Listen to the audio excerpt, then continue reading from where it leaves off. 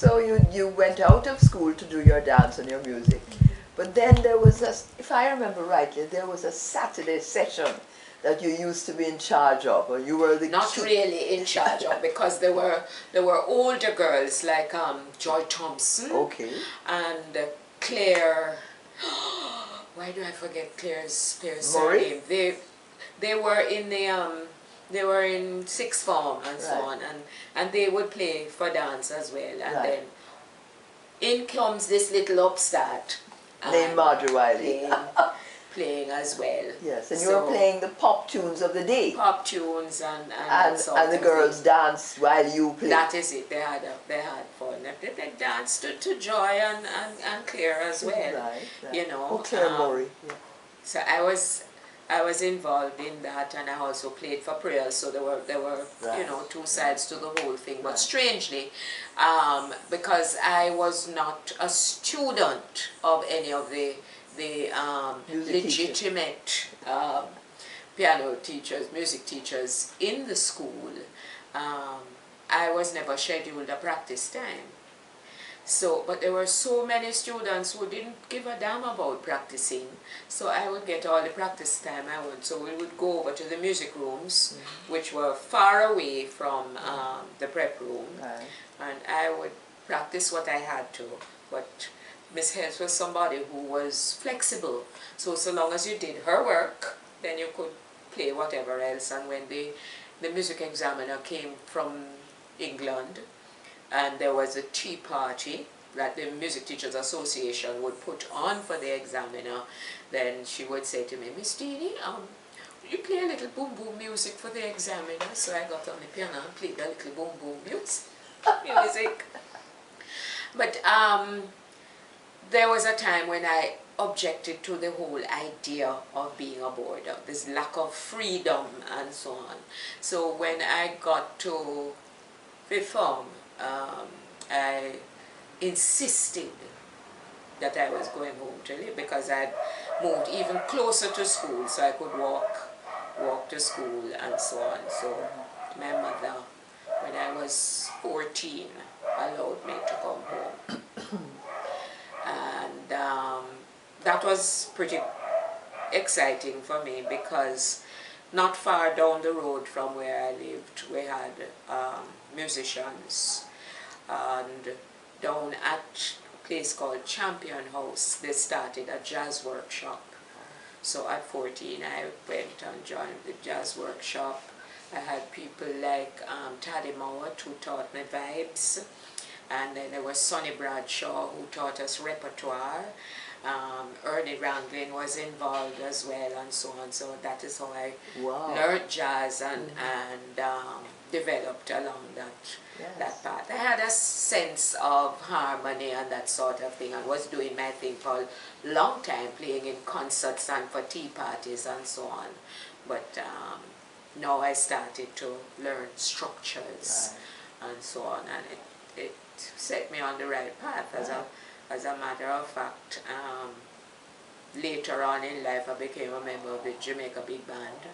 I'm on the committee of the Ocherias Jazz Festival and so on. And now Mr. Bradshaw has passed on. I am coordinator and so on of the big band now, and share sometimes musical directing with Desi Jones and so on. And jazz has been an important part of my life, because I have played in festivals in Trinidad.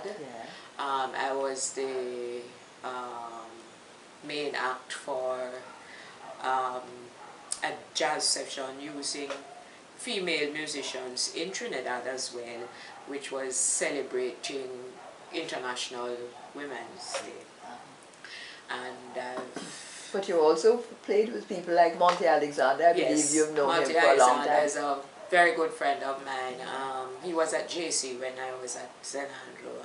Did you actually do sessions with him when he was there? No, not until we were both grown up. Okay. That, you know, we reconnected, and he invited me to come to England. So I've performed with him all over Britain, and on a second occasion we went to Europe. We were in We did festivals in The Hague, Wow. in the south of France. We went to Germany. It was quite something. And on a third go round, we performed in Paris. I've also worked with him in New York, and I have recorded with him, and so on. There are people that have really inspired. He has inspired me. I learned from him that less is more. That people who go charging all over the keyboard and so on, and he says, less is more, you know, pull back and so on. I never was one of those that had a lot of runs and fillers and that kind of thing. But I've heard him playing, talking with other artists and so on, so you learn to pull back. There's also a thing that, is it JIS or one of the government entities on television puts on from time to time of us doing a duo piano thing. We've been to Switzerland together. It's been good, and I've had young musicians that I was able to influence and so on.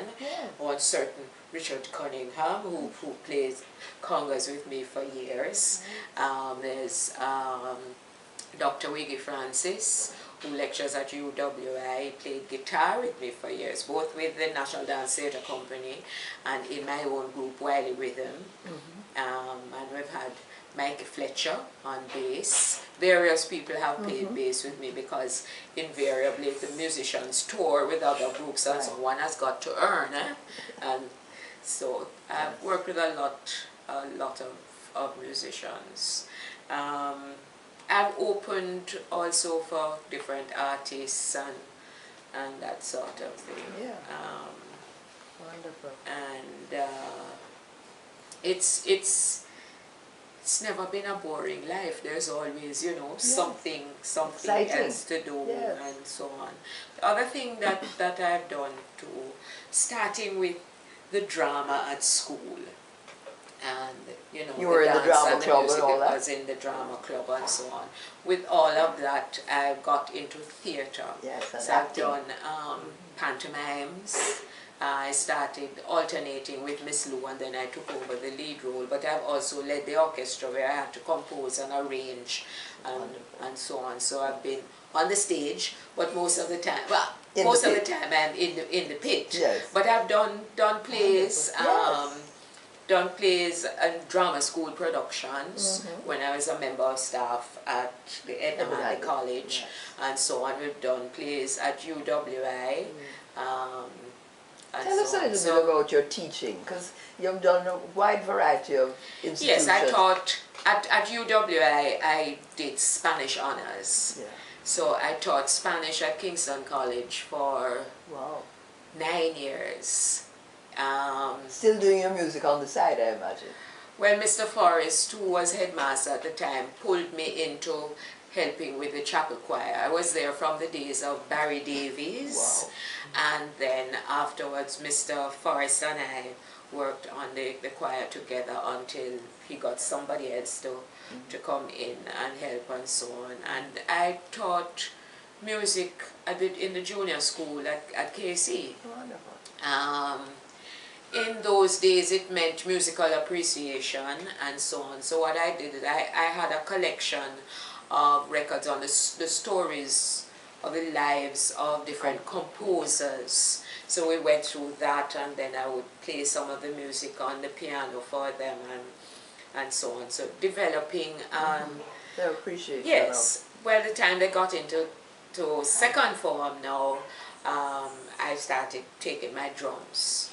And the boys loved that. We had a good time. We didn't make noise. We weren't disrupting anybody because where we did the music was some distance away from the rest of the classrooms. But Mr. Bruce, who was head of the junior school at the time, rather objected to the drums because he said he didn't want me to bring up any spirits that I couldn't send back.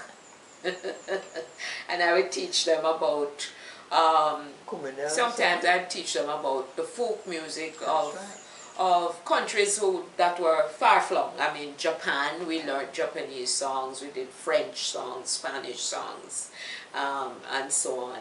And then I started teaching them traditional folk songs of Jamaica. Well, Mr. Bruce objected to that, so I pulled back. That was about the last year that I was there. I thought, hell no, enough already. So I gave up on that, and then afterwards I went to work at the Social Development Commission with Dr. Olive Lewin. We were the cultural group. We would teach in youth community centers, in the prisons, and also at the Bellevue Hospital in rehabilitation. So then I had free rein to deal with the folk music and the drums and that sort of thing. There were others who taught guitar, and I would teach the vocal part of it and the rhythms and so on. It was very, very, very interesting. And you were able to take some of that with you, with your as musical director of NDTC. You brought some of that into the singers too. Well, I had been with NDTC from 1962. You were the first musical director. That's right. And of course you're a trailblazer of St. Andrew High School because of that. So we're going to pause for a minute and hear some more from Marjorie Whylie, composer, folklorist, performer.